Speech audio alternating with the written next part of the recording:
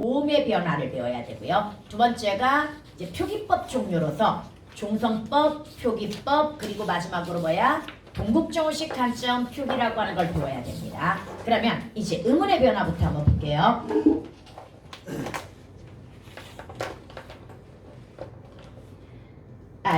음운의 변화가 아니라 모음의 변화. 모음의 변화 같은 경우에는 단모음의 변화를 봐야 돼. 그러면 다시 한번 기억을 해보도록 하자. 아까 쌤이 뭐 그려줬었어? 모음 사각도라고 하는 걸 그려줬습니다. 여기에서 모음 사각도라고 하는 것은 바로 이 모음이 입안에서 발음 나는 위치. 다시 기억하자. 이, 그 다음에 오, 아래야. 이거란 말이야. 그런데 16세기 말부터 뭐가 소실되기 시작한다? 아래아가 소실되기 시작한다고 이야기했습니다. 대신 18세기에 뭐가 애가 단모음화됩니다. 다시 18세기에 뭐가 단모음화된다? 여기가 단모음화된단 말이야. 그 다음 현대국어는 뭐가 단모음화가 됩니까? 위, 왜. 물론 현대국어에서 위, 외도 뭐 돼? 이중모음 발음 허용. 이해갑니까? 단모음이 원칙이지만 이중모음 발음을 허용합니다. 21페이지. 이중모음 발음을 허용을 한단 말이야. 여기까지 해갔습니까? 그러면 이거이지. 우리는 나눠가지고 적어볼 거야. 결국 모음이 중세국어와 그 다음에 근대국어와 그리고 뭐가 다르다는 얘기야? 현대국어가 다르다는 얘기입니다. 그래서 중세국어의 단모음 7개 한번 써보자. 이거 입안에서 발음 나는 위치로 외우는 게 더 빨라. 이걸 언제나 머릿속에 염두에 둬야 되기 때문에 이, 우, 오, 아래야. 이렇게 외우는 게 좋아. 따라합니다. 이, 우, 오, 아래야. 우오까지만 외우면 돼. 이, 우, 오. 이, 우, 오.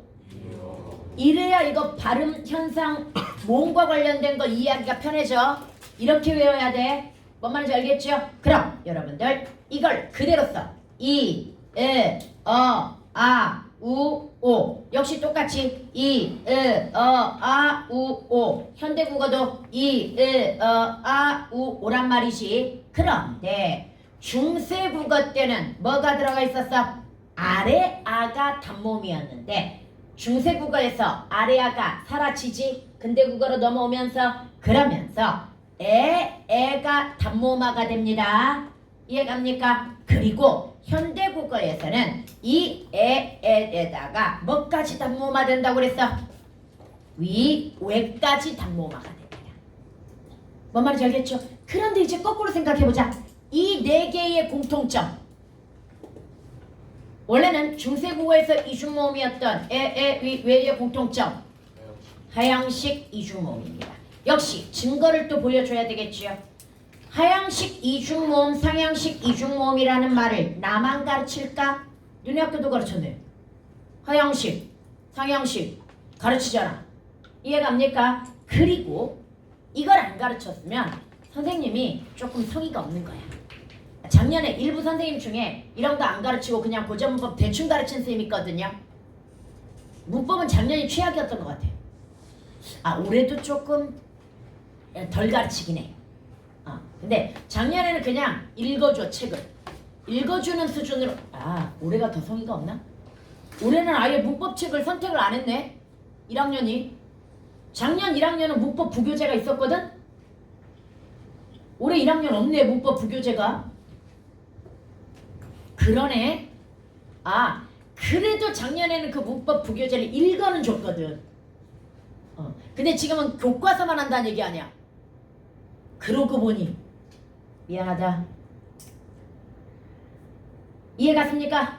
하향식 이중모음이 대부분 뭐 된다? 단모음화 된다라고 하는 걸 보여주는 겁니다. 이해 가지요? 그러면 이번에는 뭐로 가냐면 중성법의 변화로 가볼게요. 여러분, 중성법의 변화 같은 경우에는 중성법은 받침에 관한 규정입니다. 받침에 관한 규정인데 이걸 네 파트로 다시 나눕니다. 훈민정음 창제 당시, 훈민정음 창제 당시와 그 다음에 두 번째는 언제? 훈민정음 창제 당시와 더불어 가지고 바로 중세국어로 연결이 되는 시점. 그 다음에 근대국어, 그 다음에 현대국어, 이렇게 나눠가지고 한번 접근을 해보도록 합시다. 여러분, 훈민정음 창제 당시는요, 분명히 우리 배웠지? 재활용하라고 그랬잖아. 종성부용 초성이야. 다시, 종성은 다시 뭘 사용해라? 초성을 다시 사용해라, 이거였단 말이야. 그런데 이게 쉬웠어, 어려웠어? 어려웠어. 그래서 중세국어는 실제 발음할 수 있는 8개만 쓰자라고 이야기합니다. 이게 바로 팔종성입니다. 그래서 기역부터 이응까지라고 생각하면 돼요. 기역, 리은, 디귿, 리을, 미음, 비읍, 이응, 이응이 먼저 나와. 시옷, 이응, 이렇게 해가지고 이렇게 8개를 받침해서 썼단 말이야. 여기서 잠깐 오늘날의 관점에서 보면 바로 이 디귿과 시옷은 발음이 구분이 됩니까? 안 됩니까? 안 돼. 오늘날에는 발음이 구분이 안 되니까 뭐가 대표야? 디귿이 음절 끝소리 규칙에서 대표인 거 알죠? 그런데 고전에서 이 두 개를 썼다는 건 뭘 의미합니까? 발음이 구분이 됐다는 걸 의미합니다. 다시 기억하자. 자꾸 애들이 오늘날의 관점에서 이걸 접근하니까 문제를 틀리는 거야. 페이크로 이게 중세국어에서 디귿과 시옷을 사용했지만 구분이 되지 않았을 것이다, 이렇게 나오거든. 그럼 애들은 맞아, 오늘날 구분이 안 되니까 구분이 안 됐을 거야 이러면서 틀린단 말이야. 썼다는 건 구분이 됐다는 얘기야. 이거 어두자운군도 조심해야 된다. 어두자운군의 비읍 계열, 시옷 계열이 중세국에서 쓰였다는 건 얘네 발음할 수 있다 없다? 발음할 수 있었다는 걸 의미해. 그래서 내가 우스꽝스럽지만 뭐라고 발음해? 뿌쌀. 그 다음에 시옷기역, 스키, 이런 식으로 발음해주는 이유가 둘 다 발음이 가능했다는 걸 보여주기 위해서야. 그 페이크 넘어가면 안 돼. 다 발음 가능했으니까 쓴 거야. 뭔 말인지 알겠죠? 그런데 생각해봐. 너네가 생각해도 점점 디귿과 시옷의 발음이 구분이 됐을 거다 안 됐을 거다? 안 돼. 이거 쌤이 역사적으로 왜 그러는지 가르쳐 줬잖아. 원래 디귿은 좀 과장하면 이빨과 이빨 사이야. 혀끝 소리라고 나오잖아. 이빨과 이빨 사이에서 나는 소리야. 그런데 스는 고전에서 치음이라고 나오잖아. 윗 잇몸 소리야. 그러면 혀가 윗 잇몸에 가가지고 쓰 이런 식으로 발음이 되어야 된단 말이야. 그 다음에 바로 이 시옷에서 획도한 게 뭐야? 지니까 뭐 이런 식으로 발음이 됐을 거란 말이야. 근데 얘네가 뭐 했다고 그랬어? 싸웠다고 그랬잖아. 그래서 시옷은 발음이 아래로 내려와. 그래서 드 지역을 침범해가지고 쓰가 된 거야. 쓰 이게 된 거야. 그 다음에 지읒은 위로 올라가 버려. 그래서 입천장 가까이 가가지고 즈 이렇게 발음이 되는 거야. 다시 얘네가 원래는 뭐다? 윗 잇몸에서 나는 소리였어. 그런데 시옷은 더 아래로 내려오고 지읒은 더 위로 올라가면서 얘네가 나눠진 거야. 그런데 시옷이 아래로 내려오면서 어디를 침범했어? 디귿 영역을 침범해버린 거야. 초성에서는 발음이 구분이 됐지만 받침에서는 발음이 구분이 됐다 안 됐다? 안 되었던 거야. 그래서 근대 국어에서는 발음 가능한 하나만 대표로 쓰자라고 해가지고 뽑았지. 누가 뽑혔어? 시옷이다. 그게 바로 칠종성법이야. 다시 근대 국어에서는 뭘로 바뀌게 된다? 칠종성법. 그래서 아까 같으니 원래 디귿 이읒으로 나눠져야 되는데 디귿 이읒이 아니라 시옷 이읒으로 나눠진 이유가 디귿 대신에 뭘 써야 되기 때문이야? 시옷을 써야 되기 때문이야. 그래서 칠종성법으로 가면서 디귿이 안 돼. 기역, 리은, 리을, 미음, 비읍, 시옷, 이음 막 이런 걸 뭐 가느다란 물방울이니 아니면 뭐 이렇게 외우려고 하지 마세요. 그냥 논리적으로 생각하세요. 원래는 디귿과 시옷이 다 뭐였다? 발음이 가능했다. 그런데 디귿과 시옷이 경쟁하면서 오히려 원래 주인이었던 디귿이 밀리고 뭐가 대표가 된 거야? 시옷이 대표가 된 거야. 원래 이 자리에 주인은 디귿이란 말이야 지금. 이해갑니까? 그런데 굴러온 돌이 박힌 돌 빼낸 거야. 시옷이 대표가 됩니다. 그런데 현대 국어는 다시 뭡니까? 종성부용 초성이잖아. 현대 국어는 초성에서 쓸 수 있는 것뿐만 아니라 초성에는 제약이 생겨. 왜? 현대 국어에는 초성에 어두저항군 쓸 수 있다 없다? 어두저항군을 못 쓰잖아. 이해갑니까? 그런데 종성에서는 온갖 합용병서를 다 쓰잖아. 뭔 말인지 얘가 온갖 합용병서를 다 쓰면서 이 초성보다 종성의 범주가 엄청나게 늘어나게 되는 거야. 이해갑니까? 그런데 이 이유가 뭐라고 그랬어? 발음으로는 구별되지 않는 뜻을 뭐로라도 구분하자. 표기로라도 구분해가지고 의미를 정확히 이해하자는 의도. 그래서 선생님이 알려줬던 안고 싶어. 이때 안고 싶어가 허그냐 아니면 sit-down이냐 이 문제라고 이야기했지요. 그런데 이걸 발음으로 하면 사람들이 오해하기 쉽다고 이야기했지요. 그런데 글자로 쓰면 정확하게 구분이 되잖아. 의미가. 한글 맞춤법 때 얘 들어줬잖아 이거. 장면 좋아한다고 고백했다가 체인 남자 옆에서 버스 기다리면서 아 나도 안고 싶어 이러니까 남자가 엄청 당황했다고 그랬잖아. 근데 사실은 어디에 안고 싶다는 얘기야? 자리 피곤하니까 자리에 앉고 싶다 이 말이었다고 그랬잖아. 뭔 말인지 이해가? 그럼 여러분들 여기에서 이제 이런 예를 한번 들어보도록 하자. 용비에 가면 이런 글자가 나와. 곧 띄놓고 여름 안 하니 이 장에 나오고요. 그 다음에 갓 복년이 갓 없으시니 125장 너네 이거 다 들어가는 거야 시험 범위에. 얘네가 나와. 그러면 얘네 받침을 봤더니 뭐가 쓰였어? 지읒과 반치음이 쓰였지요. 그럼 지읒과 반치음이 쓰였으니까 얘네는 받침 종류를 다양하게 쓴 종성부용 초성이네 이렇게 생각할 수 있어. 그래서 진짜 6차에서는 용비어천가를 종성부용 초성이라고 가르치고요. 훈민정음 같은 경우에는 팔종성법이라고 가르쳤거든요. 그런데 이제 문법이 바뀌었어. 문법이 어떻게 바뀌었냐면 아니야. 이 용비어천가도 보면 받침을 다 쓴 게 아닌 것 같아. 그래서 결론 용비어천가도 그냥 발음 나는 것만 쓴 것 같아. 팔종성법인데 얘네들은 뭐의 예외이다? 팔종성법의 예외인 것 같아. 이렇게 정리가 됩니다. 다시 얘네들을 뭐라고 정리를 한다? 팔종성법에 역시 너네 학교 시험에 한 3-4번 나왔던 거야 이거. 팔종성법에 뭐라고 본다? 예외라고 보자. 이렇게 바뀌었어. 뭔 말인지 얘가? 그럼 결론 중세국어는 다시 원칙은 뭐였지만 종성부용 초성이었지만 종성부용 초성이 쓰인 적이 있다 없다? 없다고 보는 거야. 그냥 용비어천가부터 받침이 어려우니까 발음할 수 있는 것만 썼다고 보는 거야. 그래서 중세국어를 퉁쳐서 뭐라 그래? 팔종성법. 근대국어를 퉁쳐서 뭐라 그래? 칠종성법. 이렇게 얘기하는 거야. 여기까지 갔니? 그런데 이제 예를 하나 더 들어보도록 하자. 원래는 봐봐. 15세기 문헌에 얘가 나옵니다. 그 다음에 16세기 말 문헌에 얘가 나옵니다. 그런데 얘네가 근대 국어로 넘어가면서 얘 어떻게 바뀌었을까? 비읍기열 어두저항군 사라지는 거 알지? 된소리로 바뀐단 말이야? 이게 되었을 거야. 그 다음에 받침 디귿 쓰입니까? 못 쓰입니까? 못 쓰여. 시옷이 대표음이니까 이렇게 바뀌었을 겁니다. 현대국어 뜻입니다. 진짜로. 이해갑니까? 그 다음에 얘는 역시 근대국어에서 어떻게 바뀌었을까? 시옷으로 바뀌었겠죠. 현대국어에 그대로 벗으로 굳어집니다. 뭔 말인지 알겠죠? 다시 종성법에 의해서 디귿이 시옷으로 바뀐 다음에 표기 자체가 현대국어에서 그대로 굳어져 버린 애들이야. 얘네들은.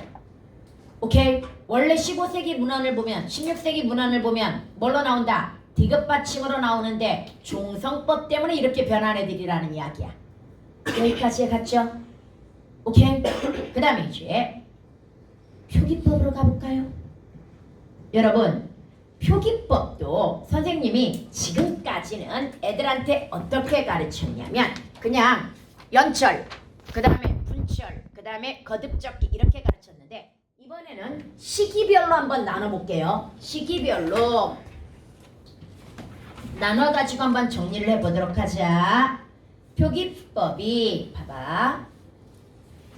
중세국어, 그 다음에 근대국어, 그 다음에 현대국어 이렇게 한번 나눠볼게요. 여러분들 중세국어는 거의 연철. 그런데 고전에서는 연철이라는 용어 대신에 뭘 쓰냐면 이어적기라는 용어를 씁니다. 다시 이어적기, 이게 바로 뭐다?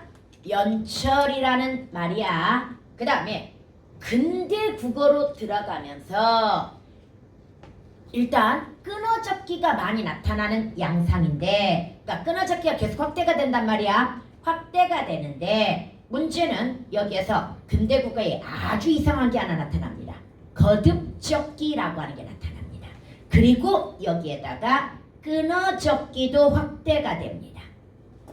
여기서 잠깐, 중세국어 15세기 중엽 정도나 연철이 99.9%였지 점점 분철이 하나 둘씩 나타나기 시작하면서 점점 늘어난단 말이야. 그래서 16세기 말 문헌에 가게 되면은 16세기 말이면 아직 뭐야? 중세국어잖아. 그럼에도 불구하고 수학원에 같은데 이런 말이 나와. 몸이며 살이며 머리털이며, 원래는 뭐라고 해야 돼? 몸이며 살이며 머리털이며 이렇게 연철해야 될 거 아니야. 그런데 얘네를 분리해 가지고 몸이며 살이며 이런 식으로 간단 말이야. 그래서 우리 그거 읽으면서 15세기에는 보이지 않았던 분철이 나타났네, 이렇게 문법의 변화를 읽어내거든. 이해갑니까? 그런데 말입니다. 다시 끊어잡기는 하나 둘씩 나타나기 시작하면서 점점 뭐 된다? 확대가 되는 거야. 그럼 오늘날은 이어적기입니까? 끊어적기입니까? 오늘날은 이어적기야 끊어적기야? 두 개 다 씁니다. 한글 맞춤법에서 배웠잖아. 소리대로 적대. 이게 바로 뭐라고 그랬어? 이어적기라고 그랬죠. 어법에 맞도록 합을 원칙으로 한다. 이게 바로 뭐라고 그랬어? 끊어적기라고 이야기했죠. 그런데 다시 한번 기억하자. 왜 우리 눈에는 분철이 압도적으로 보일까?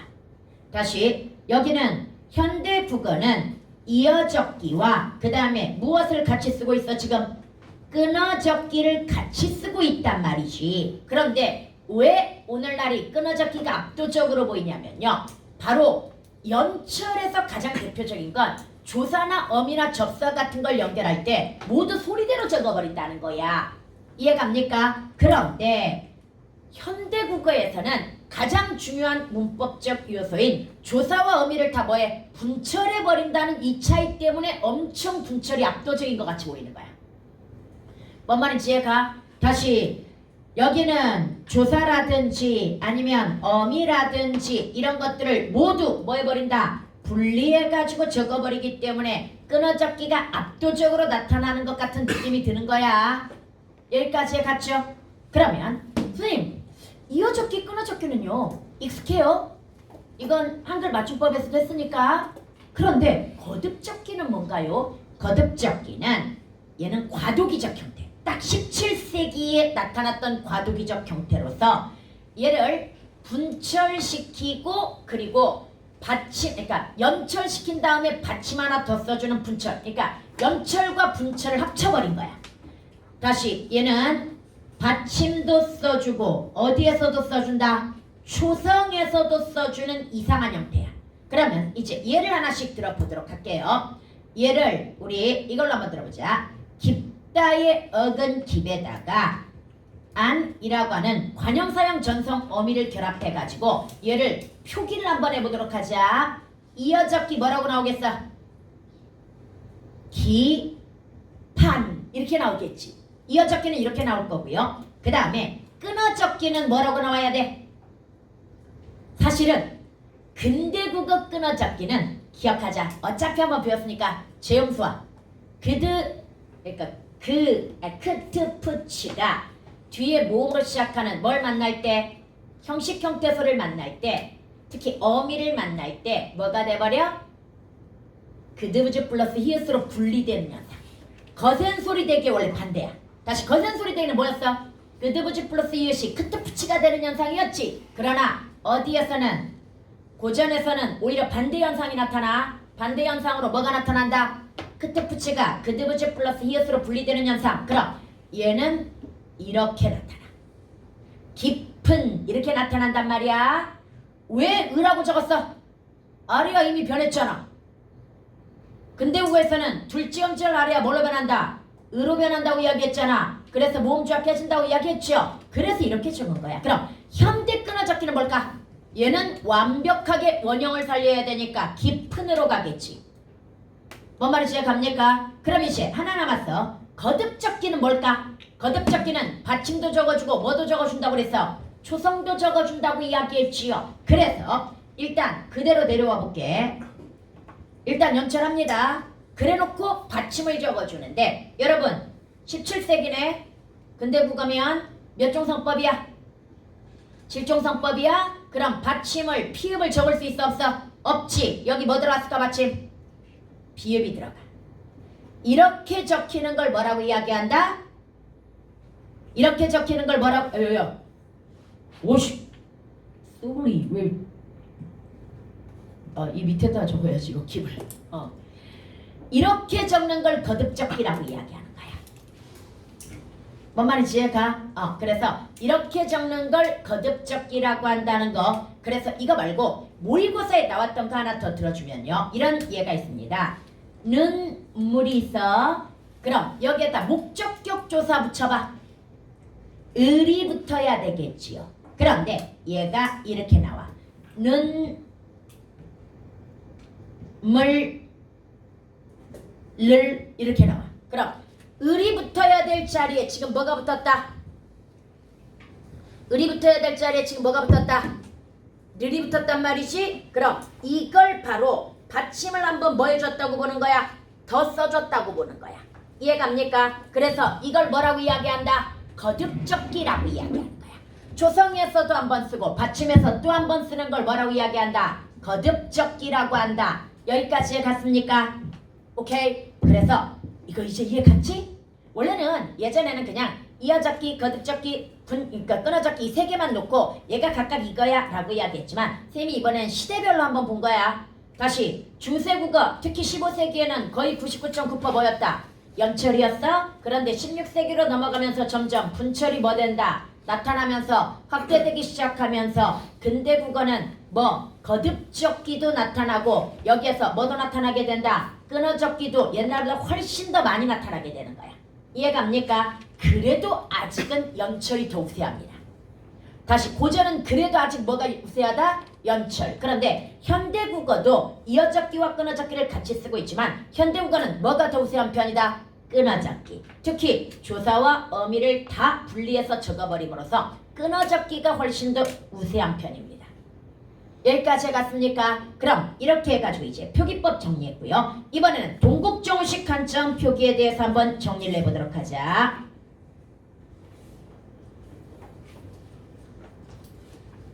솔직히 얘 모의고사에 안 나와. 물론 나올 수는 있어. 언젠가 한 번쯤. 그런데 나오면 얘는 절대 그냥 못 나와. 지문을 줘야 돼. 동국정식 관점 표기 원리에 대한 지문을 줘야 된단 말이지. 그래서 모의고사에 나오면 어렵지는 않아. 그런데 하필이면 우리가 배우는 문헌인 훈민정음 어지에 이 표기가 들어가 있어가지고 우리를 좀 괴롭히거든. 그래서 내신에서도 얘는 진짜 잘 나와. 동국정식 관점 표기가 내신에서는 거의 안 빠지고 나오거든요. 그래서 잘 알아둬야 됩니다. 다시 모의고사 쪽에서는 잘 안 나오지만 어디에서는 잘 나온다. 내신 쪽에서는 되게 잘 나오는 문법이니까 내신할 때는 알아둬야 돼 이건. 여러분 동국정식 관점 표기가 무슨 얘기냐? 우리 현대국어에도 한자어가 되게 많아. 그렇듯이 이때도 훈민정음 창제 당시에도 한자어가 많았던 거야. 봐봐. 외래어를 우리말로 표기할 때 외래어 표기법이라고 하는 게 존재해. 다시 뭐가 존재한다? 외래어 표기법이라는 게 존재하듯이 한자어를 표기할 때 바로 이 원칙이 있었던 거야. 그런데 이 원칙이 솔직히 말도 안 되는 원칙이야. 말도 안 되는 원칙이었기 때문에 한 15년 정도 쓰다가 금방 사라집니다. 금방 사라지기 때문에 사실은 극초기 문헌에서만 나타납니다. 다시 얘는 극초기 문헌에서만 나타나는데 그런데 얘 원칙 첫 번째가 뭔지 아니? 중국 원음에 가깝게 표기하고자 하는 그래서 이걸 이상적 한자음 표기라고 이야기합니다. 여기서 이상적 한자음 표기 중국 원음에 가깝게 표기한다. 약간 중국에 대한 사대사상을 가지고 있었던 것 같아. 여러분 오늘날 우리 한자가 북경이야. 그러나 중국 발음이 뭡니까? 베이징입니다. 상해야. 중국 발음 뭡니까? 상하이입니다. 그 다음 우리나라 발음 천이야. 중국 발음 티엔입니다. 그리고 우리 발음 모택통입니다. 중국 발음 이건 모르더라. 마오쩌둥이 우리나라에서 모택통이야. 뭔 말인지 이해가? 그 다음에 등소평이 덩샤오핑이야. 그 다음에 유덕화가 류더와야. 선생님 근데 왜 우리나라에서는 모택동 등소평 내지는 상해 이렇게 부르나요? 여러분 1989년 이전에 나온 중국어는요. 중국 원음과 그 다음에 한자어 우리식 한자어를 동시에 표기할 수 있습니다. 왜? 우리 한자어과 중국 한자음이 다르기 때문이야.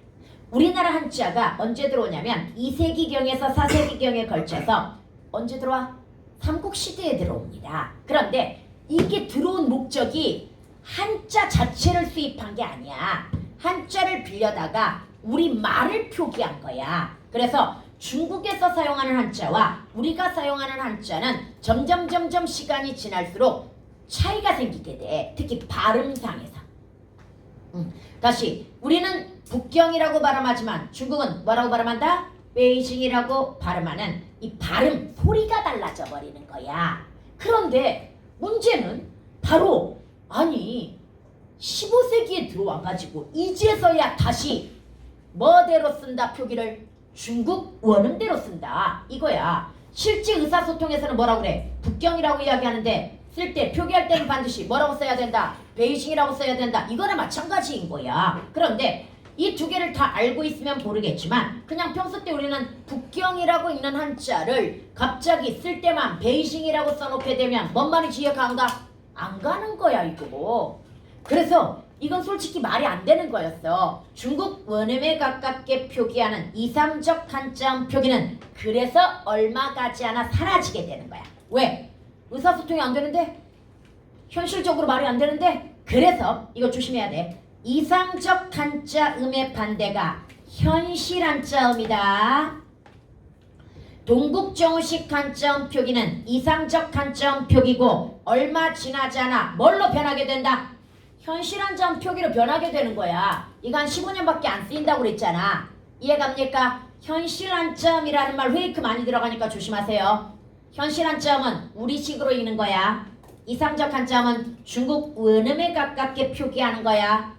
여기까지 갔습니까? 그래서 이런 중국 원음에 가깝게 표기한다는 미명하에 심지어 어떤 일을 저질렀냐면요.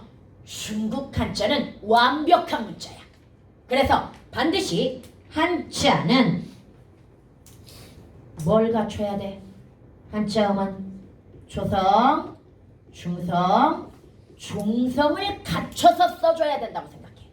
다시 중국 한자음은 완벽한 글자이기 때문에 반드시 초성, 중성, 종성을 뭐 해야 된다? 갖춰야 된다. 그런데 아니 한자에도 받침 없는 한자어들 되게 많다고. 근데 거기다가 무조건 다 종성을 갖추라고 했단 말이야. 그래서 등장한 게 형식 종성이라고 하는 거야.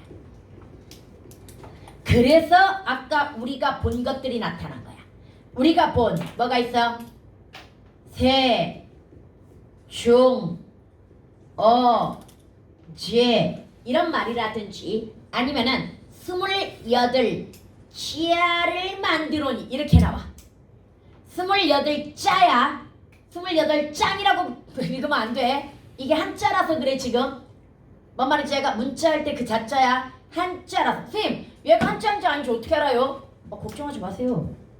무조건 이때는 한자와 한글을 병기 표기합니다. 그래서 여기 보게 되면은 세종, 어제, 훈민, 정음도 전부 앞에 뭐 나와 있어? 한자 나와 있고요. 그 다음에 이자가 28자를 여기 나오잖아. 한자 같이 나오잖아. 한자 이렇게 같이 나오기 때문에 다시 한번 어차피 동국정식 한자음 표기는 한자와 병기 표기하기 때문에 얘가 한자어인지 금방 알아. 그러면 얘는 동국정식 한자음 표기 된 거야. 원칙이 이해갑니까? 이렇게 이해를 해주면 됩니다. 이거 잘 나온다고 그랬다. 동국정식 한자음 표기가 아닌 것 뭐 이런 식으로 심플하게 나올 때도 있어. 그래서 정확히 알아둬야 되는데 문제는 이거 말고도 초성의 여린 이엇을 쓸 수 있다. 그 다음에 입성 표시 이형보래가 있다. 이런 것들도 있긴 있어. 근데 지금 그거 뭐 하려고 답이요? 가장 핵심적인 거 두 개만 기억해. 동국정식 한자음 표기. 다시 뭐다? 중국 원음에 가깝게 표기하려는 이상적 한자음 표기다. 그래서 완벽한 글자라고 생각해가지고 초성, 중성, 종성을 갖춰서 표기해야 된다고 생각해가지고 뭐가 존재했다? 형식 종성이라고 하는 게 존재했다. 여기까지만 알아도 1학년 문제는 풀어. 뭔 말인지 얘가 여기까지만 알아도 1학년 문제는 푼다. 그래서 디테일하게 더 학교에서도 여기까지밖에 사실 안 가르쳐. 그래서 나중에 조금 더 학교 가르치는 거 보고 선생님이 2가지 정도 더 이야기할 수 있는데 뭐 맨날 가르쳐도 시험엔 안 나오더라고. 그래서 오늘 확실한 거 2개만 기억하고 간다. 뭔 말인지 알겠죠? 그래서 이렇게 해가지고 오늘 배워야 될 표기법까지 다 배웠습니다. 뭔 말인지 이해가니? 근데 다시 한번 거의 새로운 개념이야. 지금 지난주부터 하고 있는 거 이거 복습 안 하면 그래서 금방 잊어버린다. 복습 좀 해주세요. 부탁합니다. 알았지? 다음 주부터 중요 문법하고 조사 접사 어미만 하면 2주만 하면 이제 마무리가 돼 이거. 그리고 더 배울 거 없어. 지금 딱 해준 것 정도만 하면 고전 문법 정말 뛰어난 거야 얘들아. 그리고 대신 이걸 어디에다 싹 적용해야 된다. 후민점 어지라고 하는 것과 용비어천가에 더 적용해가지고 하나하나 분석할 수 있어야 된다는 거. 그럼 문제 푸는 거 앞으로 고전 문제 푸는 거는 거의 어렵지 않아. 예문이 살짝 바뀌어도 어차피 비슷비슷해가지고 다 똑같아. 오케이? 네, 그러면 5분만 쉬었다가 우리 이번에는 현대시 3개를 하고